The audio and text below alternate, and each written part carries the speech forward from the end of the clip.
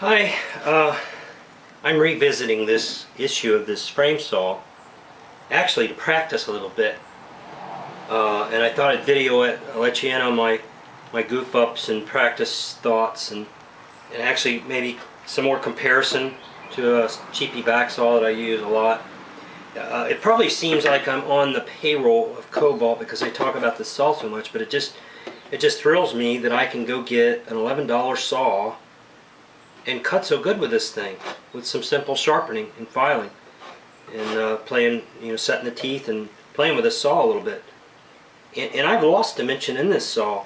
In 3 years I've lost close to 1/4 of an inch.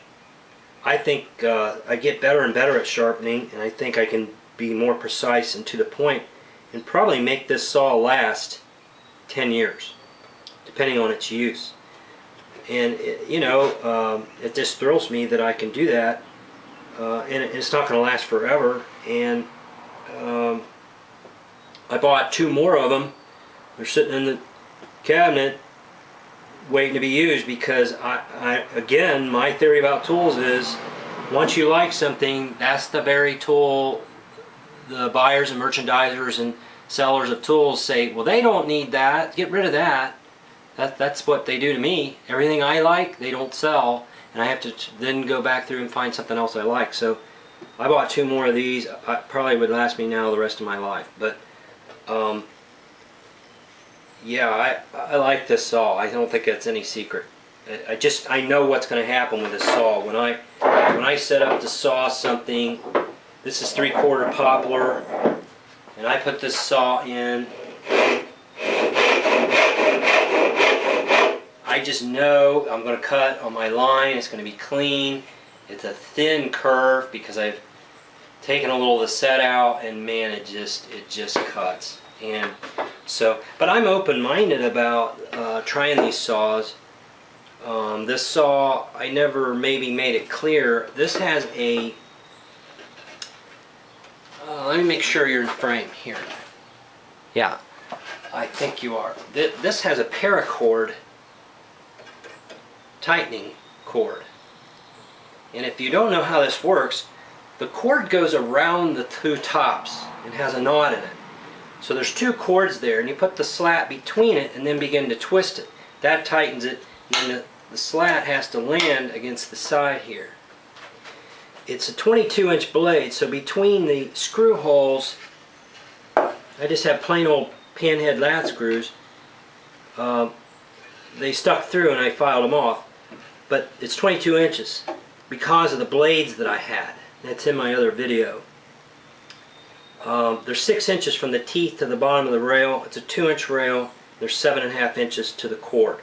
There's about 2 inches of vertical above the cord. They're little stub tenons, and they have a tiny bit of slop at the ends. And a little bit of play in them, just a little bit. So when this tightens down, they can move, and basically they're pretty good. They're very good. There's no evidence of any racking or moving. It was pretty good for my first try at making one of these real fast. It was pretty good effort. These seem awkward to me, but it works well. I could probably nip these corners off. I use it on the push stroke. But it's unwieldy to me because it's 22 inches. The blade has some bounce in it. I'm not used to this kind of saw. I made it 2 years ago and I haven't used it that much. I did go on and shape it a little bit, not much. I mean, just spent 10-15 minutes putting a little more curvature to it and softening the edges a little. I could do more to this saw. It's made out of poplar with an oak slat, but it's unwieldy to me because of the length, but it's mostly just because I'm not used to it. Starts good, it rips good. I use it on the push stroke. I've noticed when I practice with it, or try cutting with it,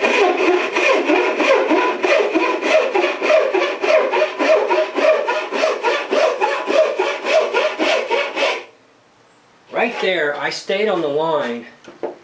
My line's on the other side, but it's straight here, and I'm right on my line, but I notice I have to concentrate to stay on that line. I guess it's something to do with the blade having the ability to bend, which is can kind of be a pro and a con, because if you're lazy and you're not concentrating, you can get off of your line just because there's movement here. Unlike what I'm used to, there's more stiffness here because of the back.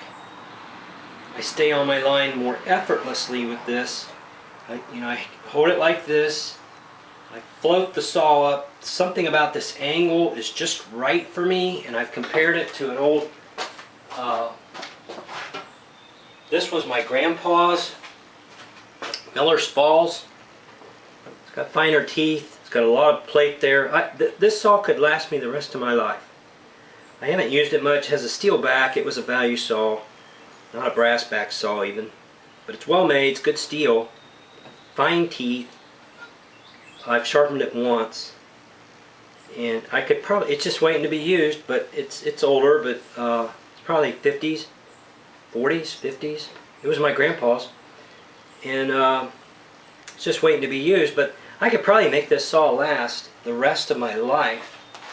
But even this saw, it fits in my hand good, the angle's pretty good, and yet it's not as comfortable. I actually probably would feel better if I knocked that horn off.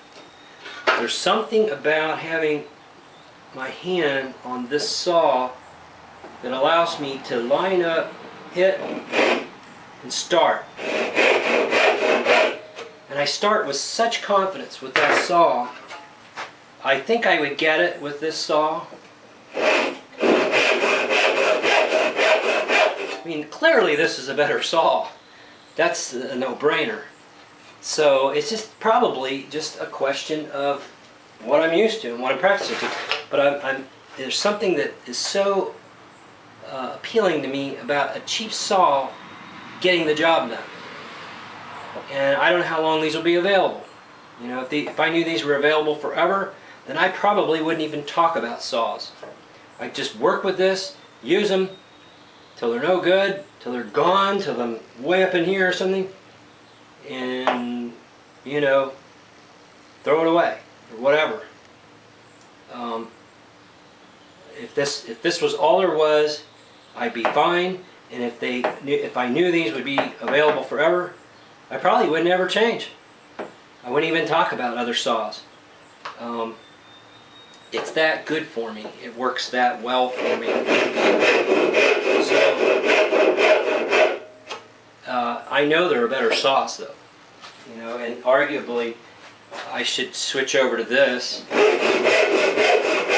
I've got more set in the teeth, and this is clearly still more of a cross-cut saw. These I file distinctly as a rip cut pattern, but they do just fine. But back to this saw, yeah, I'm just getting used to it. I mean, it's just one of those things that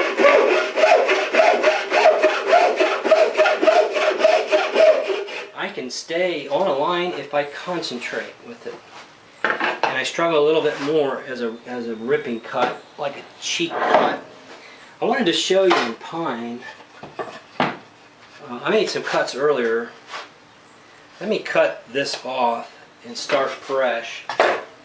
And I'll show you an interesting thing about this saw.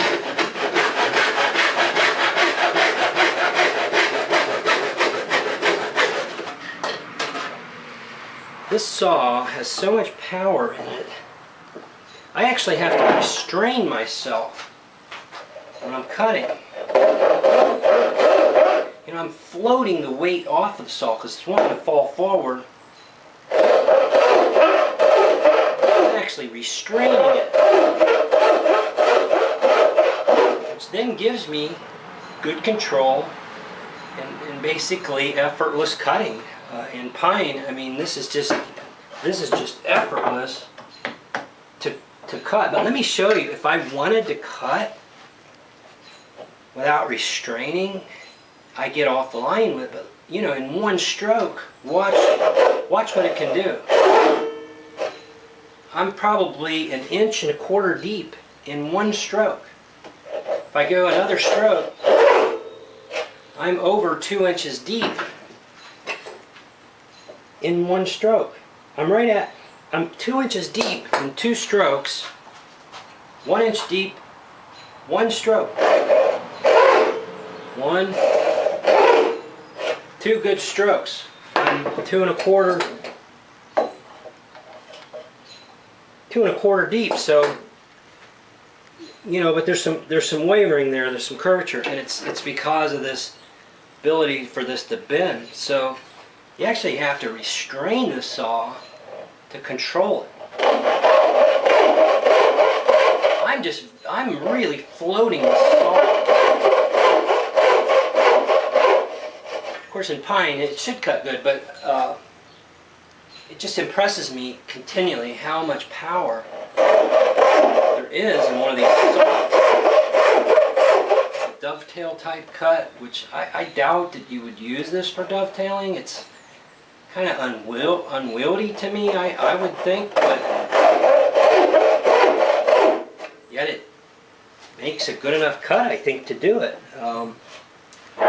Let's do a cheek cut in oak, and I will cut this off and start fresh.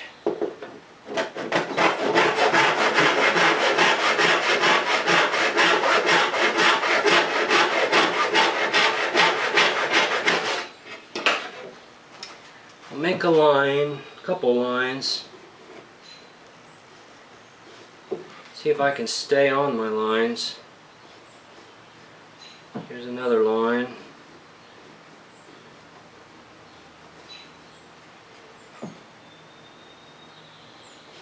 Just real sloppy lines, but something to follow. We'll take this around to here. And that's a reasonably good comparison. Put this in the vise and try a cheek cut with this crazy frame saw. I don't have the confidence with it, and you'll see that I don't. See where I'm stopping here, about right here. You'll see that I don't have the confidence with this saw yet. That's why I'm practicing with it. You know, how you start is everything with a saw. And there's so much saw here and so much twist and flex, and I really have to concentrate to be on my line. But I want to be on the line, and it's worth the effort. I'm on it good. Now I can drop my hand.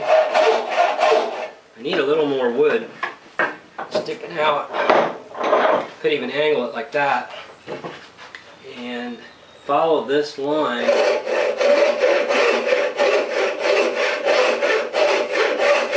Not worried about speed at the moment. I'm just looking at precision, because if I can't get the precision, the speed is meaningless. I'm not talking about whacking up lumber with this, which you could do. I'm talking about joinery. I'm talking about using this in the shop. If I want to whack up lumber, I'll grab a handsaw, Sandvik Western Style 8-point, and whack my lumber up. I like that way of working. Anyhow, this went well. I'm on the line real well. I'll switch sides. Oddly enough, I usually do the shoulder cut first anyway, but I jumped in and did the cheek.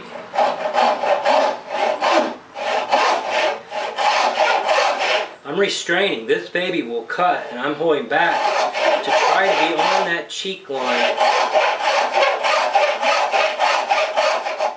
So I like the lack of effort it takes to saw this. I really like that reduction in fatigue that it would bring about. Okay, I think I'm to my shoulder. Before I take this out though, I'm going to cut with the other saw. Old Faithful here. And See, I'm on my line, just that quick. I just have the familiarity and confidence with it. I like that I can change position here, and I do, and it's very confident.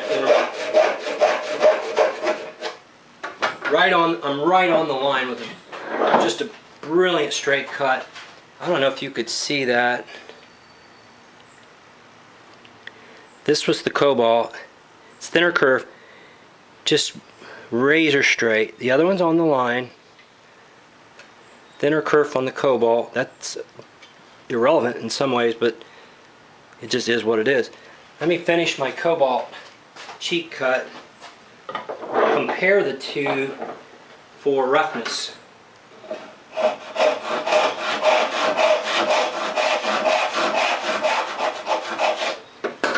Straighten up.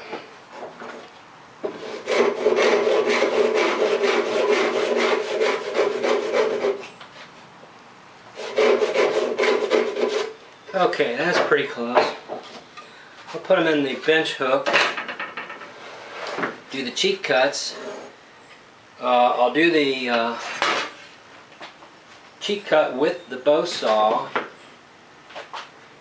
and this is awkward for me. I don't normally go in here on thicker wood in my bench hook. I normally go off the end.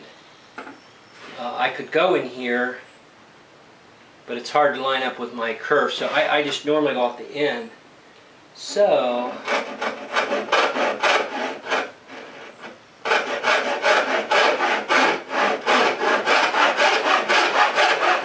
listen for the sound. There it goes. Not too bad, but I feel a little awkward here because I feel like I'm going to smash through and hit the bench. You know, if I was sawing this all the way through, I would be awkward because I just know I can whiz through it, smash in, and I don't really want to hit my bench. That's how I'm wavering a little bit in my confidence with that saw. Let's throw this one on there. Right on the line. Listen for the sound. There it goes. Okay, let's compare these two. I will see if I can focus any better for you.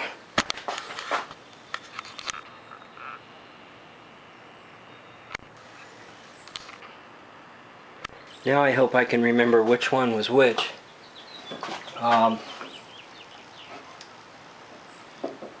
Yeah, it's going to be hard. I can tell there's a tiny bit of overcut here when I did the cobalt saw, and I can tell this side is the cobalt saw because I can see a tiny bit of overcut curve, and it's the thinner curve. Here's the Framesaw. Here's the cobalt. It's probably hard to tell this. I don't know if you can see.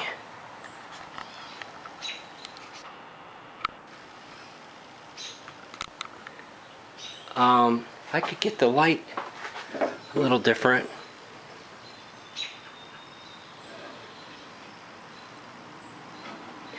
The cobalt saw is smoother. I literally think I could glue to that face. You know, my intent is to saw and fit the tenon right from the saw, which I can't usually do. I usually have to fiddle a little bit, but my intent is there. I have done it. I just don't manage to pull it off very often. But if this fit, this is definitely more smooth and gluable than the Framesaw is. I would feel compelled to drag a scraper, but in reality I'm probably going to drag my paint scraper or push a card scraper over that anyway, so it's probably a moot point. There is the cobalt saw. Here is the Framesaw. so it is rougher. But like I say, my intent is to not fiddle, to go right off the saw, but it doesn't happen that often. But I'll tell you what, I wouldn't do a lot of fiddling anyway, because I saw so close that I can scrape that in a few strokes and usually fit my tenon. I don't spend the time, and you don't see that much on the internet. You see a lot of fiddling and pairing and all that, and the time to do that when you're trying to sell your pieces and, you know, get the thing done in this century, the time to fiddle and pair is enormous. So do I strive to cut really close? You better believe it, because it reduces the fiddling. And it needs to be a little better than that to glue nice. That's probably as good as my mortise wall anyway, but sometimes I'll push a rasp through my mortise wall and improve it. And this would be more like my mortise wall, and that's a good glue surface. So I definitely strive to minimize my fiddling, and either saw is good enough for that. You know, knowing I'm probably going to drag a paint scraper on that and take a few shavings, like I showed in one of my other videos on fitting tenons quickly. I drag this. Let me show you what I mean. I put this in the vise. I'll do both sides and show you what I mean.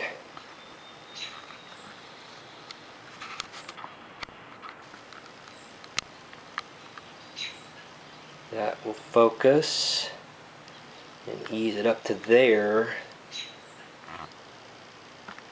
And I will take a paint scraper or a card scraper.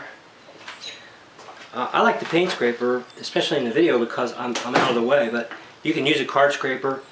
I have to flip it around and do it to the other end, but I like the paint scraper because I'm not really worried about a perfect finish here, and I can get a better finish with a card scraper. Although this is a pristine smooth surface. But the card scraper is even better than this scraper here.